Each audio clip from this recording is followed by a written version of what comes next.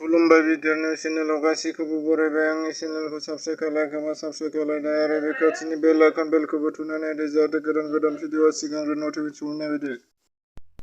Asia game गेलेग्रा सनानि medal मोननो हानाय मणिपुरनि बक्सार नगानमन दिपसिंहआ जिउ गोमाबाय। भारत हादराव 24 घन्टायाव 94,052 कभिड-19 जादों आरो जिउ गोमानाया 6,148 सुबुं जिउ गोमाबाय। 32 नं फेरफार बियाबनि देरहासार जानो हानाय बिटिआरनि इएम दावबायसा बर' बिथाङा मैया उदालगुरि जिल्लानि सिङाव थानाय स्कुललाइट दैमारिखौ नायगिदिंहैदों।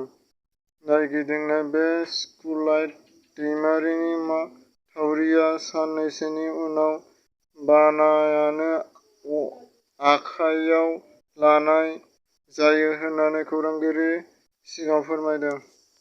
थांनाय मैयानि हराव बड'लेण्ड बुब्लि खौरां बिजोंनि गोख्रों मददगिरि बिस्वजित ब्रह्म बिथाङा न'नि फाख्रियाव दुगैनानै थांनाय रुंसारि जानानै थाङो। बिथाङा बाक्सा जिल्ला बरमानि। बिथाङा बड'लेण्ड बुब्लि खौरां बिजोंजों गोख्रों मदद हेफाजाब बिस्वजित ब्रह्म बिथाङा आलासि जाना न' फारसे फैफिननानै मोनाबिलि समाव न'निनो फुख्रियाव दुगैनानै थांनानै हरखाबै रुंसारि जायो। बिथां बायदिब्ला हरखाबै रुंसारि जानायखौ बड'लेण्ड बुब्लि नखरनिफ्राय गोबां दुखु मोननाय फोरमायदों आरो बिथांनि जिउमाया सोरगोआव आलो गोजोनै जायगा मोनो। इसोरनाव आरज गाबो जाहाथे बिथांनि जिउआ आलो गोजोनै जायगा मोनहैयो।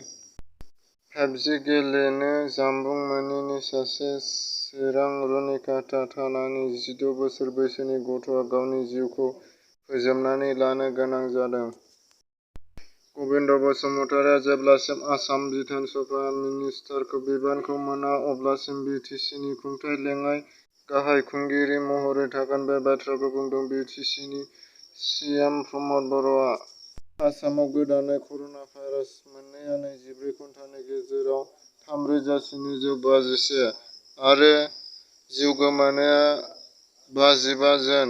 आसामाव कभिड-19 नि रेटआ 3.24%।